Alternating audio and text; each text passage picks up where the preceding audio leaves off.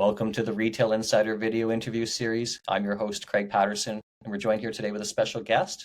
This is Ben Hertzman. He's the president of Progress Luv2Pak and Gather Packaging. Welcome to the episode, Ben. Craig, it's a pleasure to be here. Now, I've been looking forward to this conversation because Luv2Pak has a really rich history, is also doing a lot of exciting things. Can you tell us how the company got started? I believe it was in 1917. It sure was. And, I'd love to share our story. More than 100 years ago, an immigrant named Morris Lukovsky escaped World War I in Russia, came to Canada, couldn't speak the language, and found a job in a factory making hats. Because, in 1915, 16, 17, a lot of people wore hats. Sitting there every day sewing, he saw that every hat was placed into a beautiful box. And he said, why don't I open up a hat box factory to earn a living myself? And that's what he did. And at the beginning, there were a lot of great iconic Canadian retailers that he supplied, retailers like Holt, Renfrew and Hudson's Bay. And over the years, as he grew the business and eventually brought his sons into it, every icon of Canadian retail, particularly as he expanded the business to gift boxes, was one of our customers. You think of Thrifty's, Eaton's, Simpson's, all the Dialex brands, and many, many more that have been around in Canada. Like Craig, if you had a publication back in the 40s, 50s, and 60s, every retailer you would have written about would have been one of our customers. Now, when did your family step into the picture in terms of ownership of the company? My dad bought the business in 1981. My family many years ago was in the clothing business. We started with one store in downtown Toronto. My grandfather was one of the first discounters. He grew it from one store to 30, took the company public and sold it when my dad was still in university. So didn't have a family business to go into. He worked for the Oshawa Group, which eventually got acquired by Sobeys for many years, did some consulting, and eventually got tired of working consulting and telling people how to run their business. He said, why don't I buy a business of my own? And sitting in his accountant's office one day, he mentions this, and his accountant said, you should go talk to my Uncle Lou. He's got an old box factory that he wants to sell. So that was back in 1981. My dad bought the business, and we had a factory in North Toronto where everything we sold was what we produced. We were doing a lot of gift boxes, clothing boxes, and board games, including just about all the boxes for Trivial Pursuit back in the early 80s. I guess moving on to a bit more contemporary times, the Luv2Pak name is I guess with a lot of retailers and a lot of people instantly recognizable. When did the brand identity come into the mix, and what was the vision behind it? It's a great question. I get asked that a lot because the way we spell our company name, LUV, the number 2 PAK, it's not that common, and it goes back to the 90s where we wanted to be we wanted to have a website, and at that time, no matter what business you had a 1-800 number. So if you still call 1-888 Luv2Pak, you'll reach us. So it was an interesting business name that was somewhat related to what we do. That could be a website and a 1-800 number. And, most customers we work with today know us as Luv2Pak. And the ones that have worked with us for a long time know us as Progress. And like I said, we've been around for a long time. We talked about some of the products earlier that the company had done in terms of boxes, but the company did move into such things as bags, ribbons, and seasonal items, began supporting some of the best retailers in North America. What did that growth phase look like? It's really been tremendous. When my dad bought the business in the early 80s, everything we sold was what we produced in our factory. But we developed wonderful relationships with some of the largest retailers in Canada, the United States. And they loved working with us, and they started asking us for things that we didn't produce ourselves. So we began sourcing it from all over the world. And, over time, we follow what our customers are looking for. And if they need a beautiful shopping bag, we'll source a beautiful shopping bag. If they need ribbon, tissue, bows, a whole coordinated gift program, I know with certainty that just about everyone listening, likely without knowing it, has one of the products we've made in their home. And that's something that makes me really proud that we've been able to work with so many wonderful retailers for so many years and produce really beautiful products for them. Let's talk a bit more about production now. As with many companies over time, I know that production of some of the shopping bags and other items has shifted overseas. What drove that decision, and how did it work, I guess, until it didn't? When we bought the factory, we only produced two items, a couple of different kinds of gift boxes. And when our customers asked for more items that we didn't produce, we began sourcing it. And going to the Far East, really one of the first in our industry, was really tough back then. But we found great long-term partners, category by category, for some items which are made at a sewing machine one at a time, or folded and glued by hand one at a time, and to produce products of a really high quality. And over time, that part of the business grew really rapidly, as did our box manufacturing business. But it got to the point where more than 80% of what we sold was made by somebody else, likely in a different part of the world. And our plant was running well, but highly seasonal. Didn't make sense back about 15 years ago to be in the manufacturing business anymore. So I focus exclusively on importing. But fast forward to just after COVID, the supply chain became really, really difficult. And we found ourselves with freight rates going through the roof. What used to cost us $4,000 or $5,000 to bring a container in from Asia suddenly went to 20 or 25. Goods got stuck off the coast of Vancouver and Prince Rupert and Los Angeles and Long Beach. There were rail strikes, there were shortages. It just became really, really challenging to keep our customers in stock, and really led us to think about what we could do to keep our customers happy, to produce high quality goods right here in North America. And that led us to open a state-of-the-art manufacturing facility that we're really, really proud about. And there was a huge investment that went into that facility, I believe. Millions and millions of dollars. Yeah, we if we're going to do something, we're going to do it really well. Our customers are retailers that really care about their brand and their image. And to do that, the factory that we set up is really state of the art, buying the newest and latest equipment that we could find, making the facility spotless, putting in really sophisticated testing equipment. And if we're going to do something like that, we're going to do it right. And it really brings us a lot of pride to be investing in domestic manufacturing. Speaking of which, your company recently launched Gather Packaging with a new state-of-the-art paper bag manufacturing factory right here in Toronto. Tell me a bit about the business case and the gap that you were trying to fill with Gather Packaging. It all comes down to reshoring the best manufacturing in the world. I firmly believe that as many goods as possible should be made close to where they're consumed. It's easy to source something low cost from overseas. I've been doing it for a long time. Getting it perfect is its own set of challenge, but sourcing it, there's a lot of companies around the world that do what we do, but there's no one in North America that produces at the level of quality that we intend to. And I've bought over the years from just about every factory in my category. The product we chose to make at home is paper shopping bags. And for the retailers that we work with, the ones that really care about branding and imaging, the ones where color and print matters, where high quality matters, where you don't want handles falling out of the bag, you don't want the bag tearing, you want the logo to be the right color every single time you make it. That's something that we care really, really deeply about.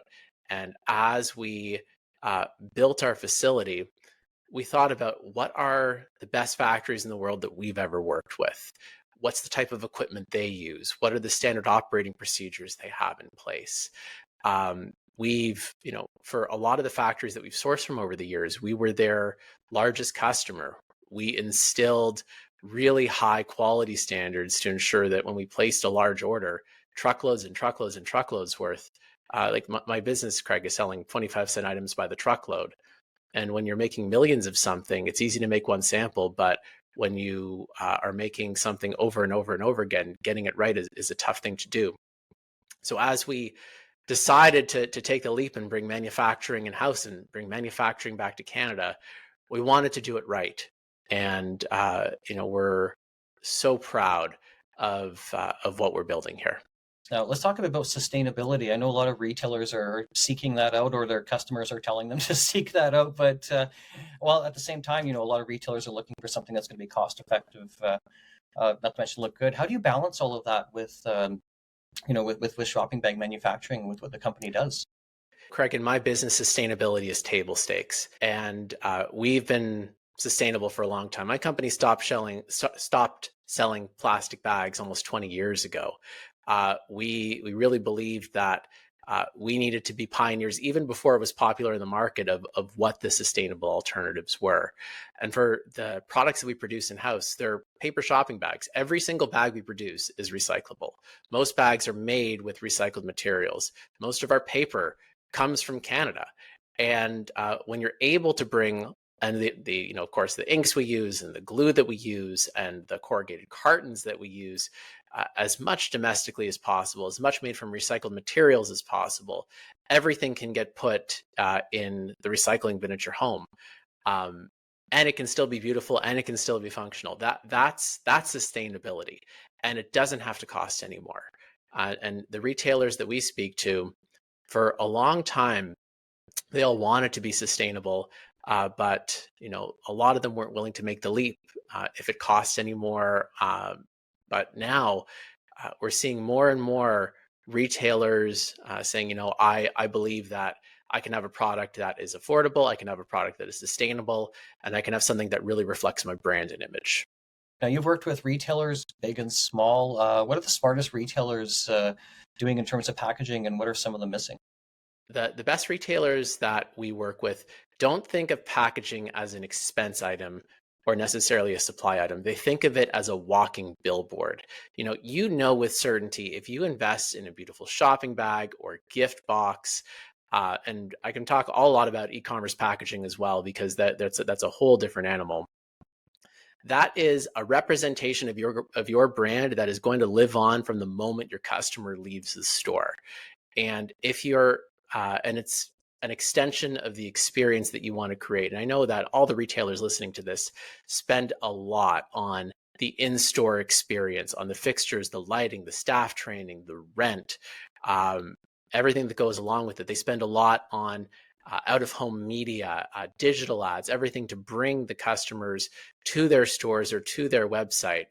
But the smartest retailers think about the experience after their customers leave their stores. And the best retailers make you feel good by putting your product in really beautiful packaging. Packaging that you'd want to use over and over again just because it's so good and because it's made so well. As far as e-commerce goes, because I know that many of the retailers listening are omni-channel players, it's so important for them to think about the experience their customer has when they receive the product at home. I started my career at Procter & Gamble, and at P&G, they talked about the 2 moments of truth, the 2 times that you really have an opportunity to interact with your customer. And at P&G, the first moment of truth was when someone is walking through a grocery store and they see the product on the shelf, and it jumps out enough for them to put it in the cart. The second moment of truth is when they get the product home, they use it, they love it, and they want to go buy it again. Now, in e-commerce, you really have 2 moments of truth. The first moment of truth is when the shopper is on your web page, they're browsing, they're scrolling, they've added the item to the cart, and now the second moment of truth, the only other time you have to create a really wonderful interaction with them, is when they get the product at home. And what is that experience like? Is it like they're ordering something from Amazon, which comes in a plain brown carton, likely too big for the item that it's meant to come in, hopefully delivered on time, hopefully not stolen off your front porch, and just product inside a plain brown box? Or is it something that really makes you feel special? And a lot of retailers that we work with, a lot of brands that we work with, think very critically about that moment, about what happens when the customer gets the product at home, or what happens when the customer leaves the store. And as you walk through a shopping mall, particularly at holiday time, people are looking at, what shopping bags are you holding? What stores are busy?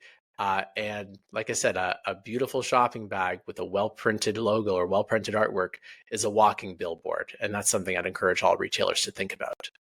Now, are there any projects or partnerships that you've had that really stand out for you personally?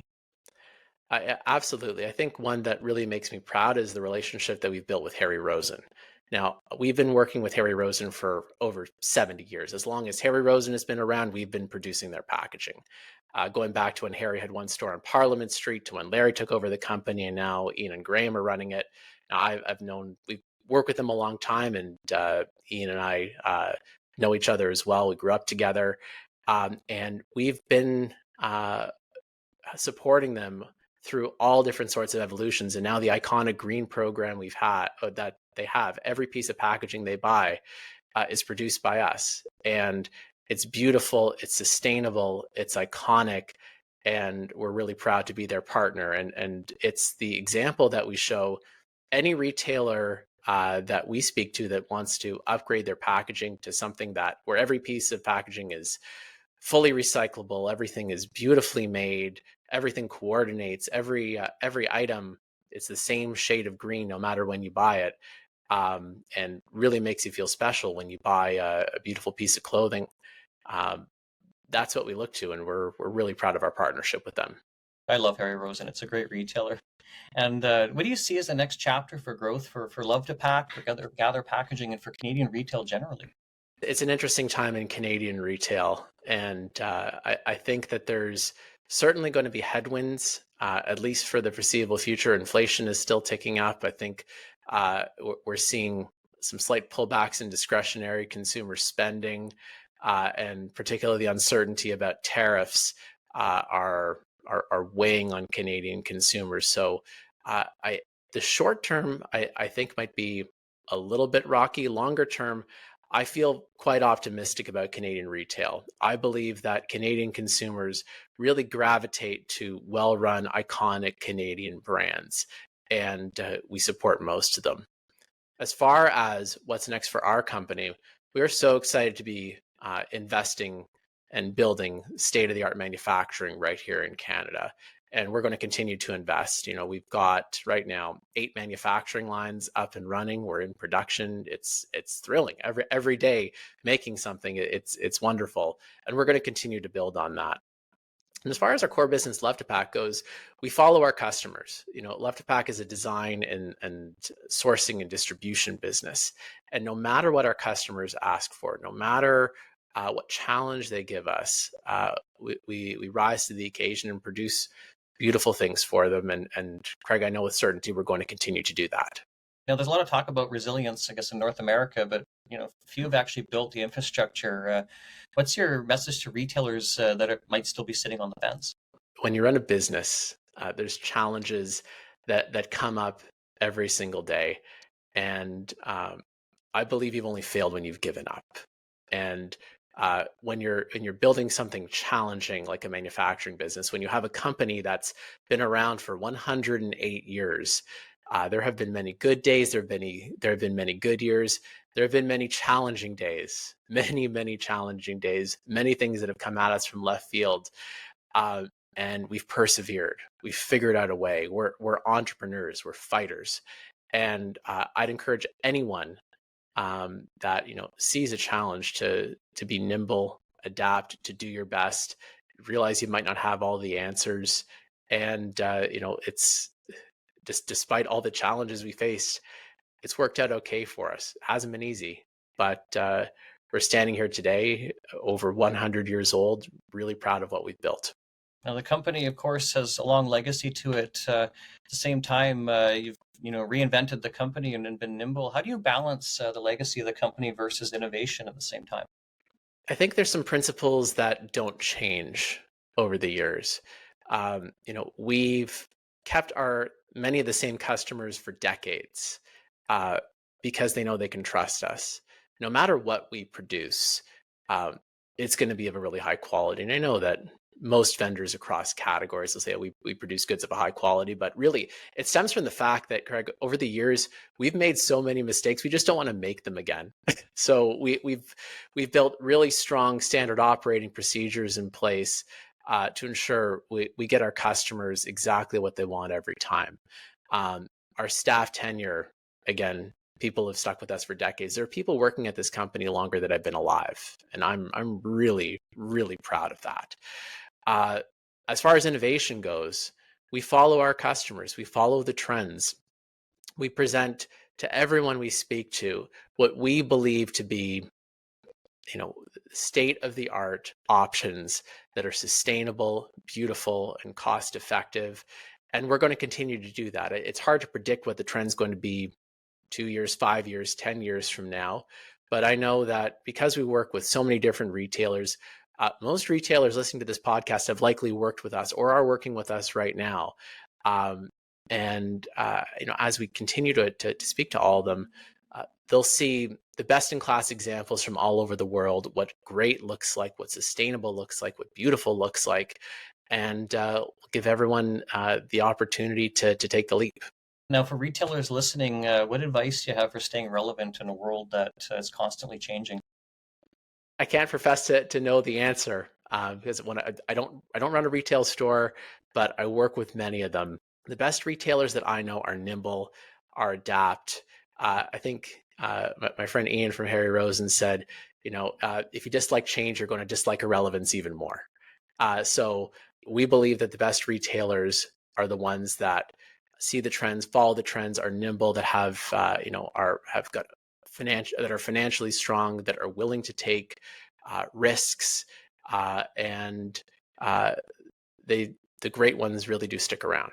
Ben, thank you so much for sharing this incredible story with us. It's inspiring to see a Canadian company that has such history while also being resilient and innovative. So I appreciate your time today.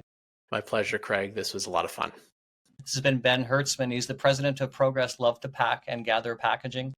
And I'm Craig Patterson. I'm the founder and publisher of Retail Insider. Thank you so much for either watching or listening to this today, depending on how you're consuming this content. Be sure to subscribe if you haven't already.